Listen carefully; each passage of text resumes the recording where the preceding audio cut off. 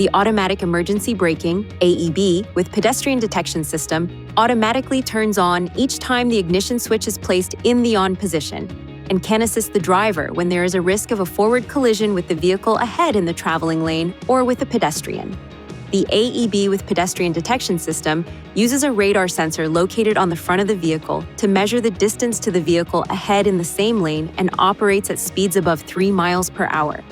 The pedestrian detection system uses a camera installed behind the windshield to help detect pedestrians and cyclists and operates between speeds of approximately 6 and 50 miles per hour. Intersection Assist can assist the driver when there is a risk of a forward collision while turning and operates at speeds between 6 and 16 miles per hour.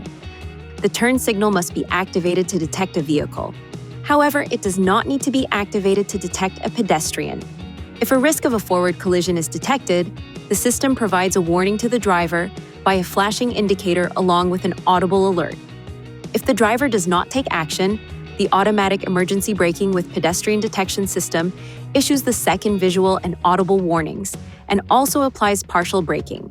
If the risk of a collision becomes imminent, the system applies harder braking automatically. Depending upon the circumstances of the situation, the system may not eliminate the possibility of a collision, but may reduce the severity of a collision.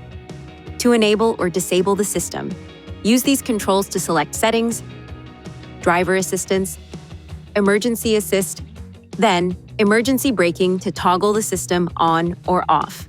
Turning the system off will also disable the intelligent forward collision warning system. The warning light illuminates when the system is turned off. To ensure proper function of the system, keep these areas clean and free of obstruction. If any of these areas are blocked, an indicator and/or a warning message may be displayed. When safely parked, clear any obstructions to the radar and camera areas. If the problem persists after clearing any obstructions, it is recommended you visit a Nissan dealer for service.